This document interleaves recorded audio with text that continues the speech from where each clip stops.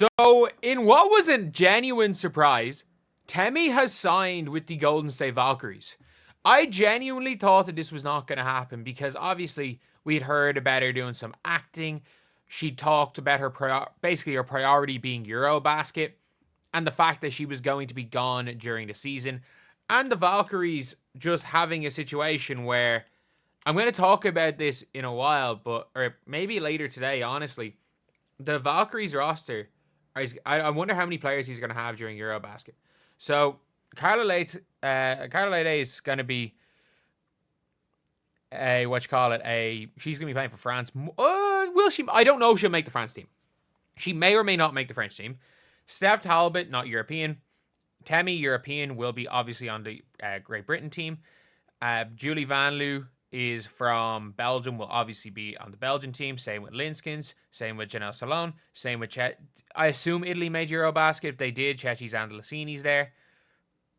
So 1, 2, 3, 4, 5, 6, 7, 8, 9. They'll have 9 players and they might be able to sign some relief contracts.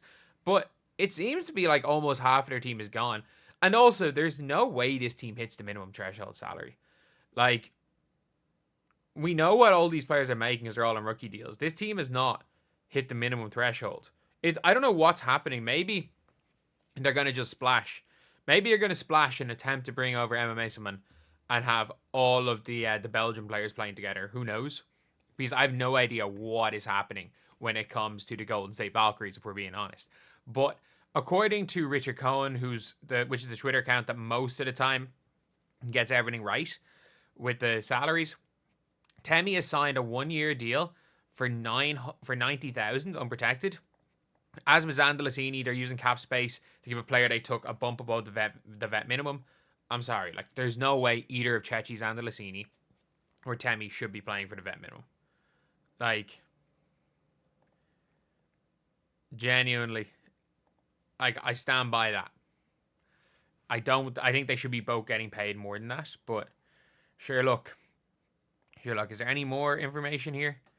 Obviously, British basketball. Like, I didn't think it was possible for Irish basketball to be in a worse situation than British basketball. But there are, like, British basketball's, as bad as Ireland is, British basketball's worse.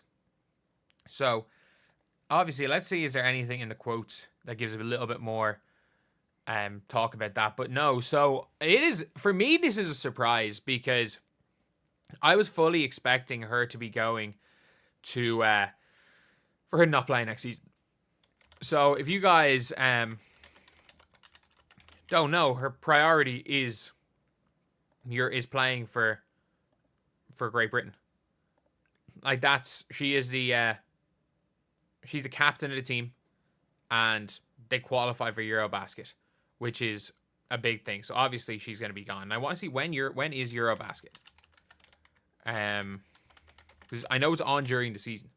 So Eurobasket is on. When is it? So looking at Eurobasket is going to be. Obviously, it's the 40th competition. Don't really care. It's the 18th to the 29th of June.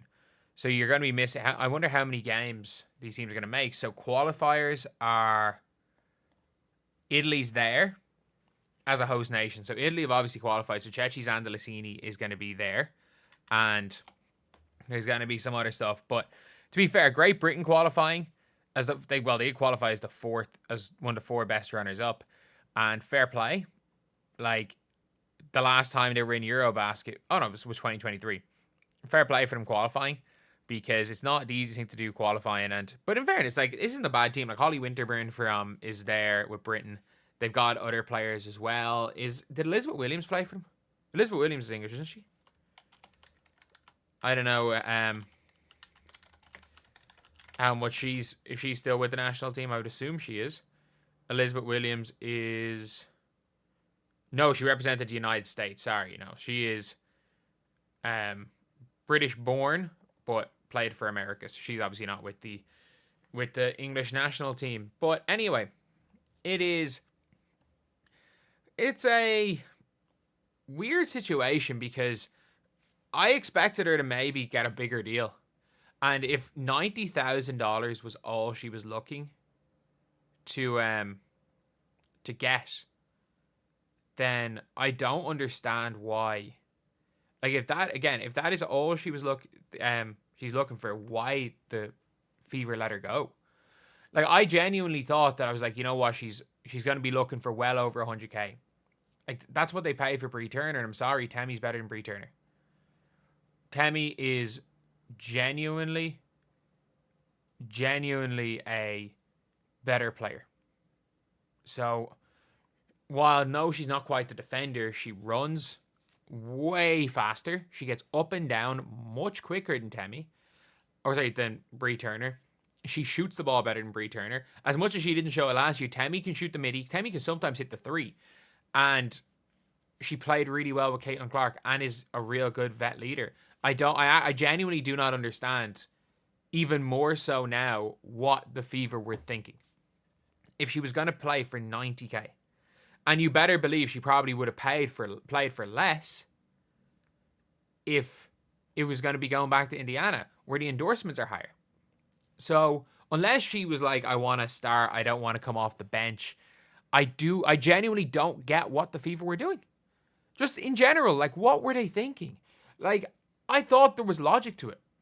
I genuinely thought there was some logic to it all. I thought there was logic to Indiana. Oh, they don't want to pay her 100K and you can get like a replacement for her for a little bit cheaper. And I understand, obviously, Melissa Smith would have been taking the expansion, but like, we saw what trade the Dallas Wings got for, we saw what, Indiana got, and everyone said to keep Melissa Smith because she could be used in a Satu trade. She was using the Satu trade as a throw-in. As a freaking throw-in. Like, they could have managed to find a way to get Sophie Cunningham anyway with just the 8th pick. And I would much rather have Temi than Bree Turner, just as a player. I don't mind Bree Turner, but Temi was exceptionally good last year. And Temi could literally play a true power forward. You wouldn't have needed to sign Gillia Lane. You wouldn't have needed to sign Bree Turner. Just keep the bench 4-5, Dantas and Temi. Like, that worked last year. It's the only type of good depth the team had. It was Dantas and Temi. And Temi played well in the playoffs. So, I don't get it. Like, and it looked confusing at the time, and it looks even more confusing now. Like, what the Fever were thinking. And with that happening, do they have to even, if you're bringing in Temi, and does that mean you don't have to get rid of Katie Lou Samuelson then? You don't have to eat the contract of Katie Lou. I don't think, like, genuinely, you're going to have 11 players anyway. Why not just keep the Katie Lou deal? Because it's not like they brought in anyone crazy with the Katie Lou money either. If you had just kept Temi, you wouldn't have had to have cut a player who was pretty damn good on a minimum, to be fair, in Katie Lou. But I don't know. It makes so little sense right now that you could have gotten Temi for you could have gotten a hometown discount and a hype discount, an endorsements discount on Temi. So why not just protect her? Because you had to give up an asset to get off Melissa Smith. Like, you had to give up. I would have thought Melissa Smith for Sophie Cunningham would have been enough. And even with Melissa Smith gone to the Valkyries, you still could have worked away around a trade for Satu with just the 8th, for Sophie Cunningham with just the 8th pick. But anyway, yeah, it's a bit of a weird one. But anyway, I'll see you guys.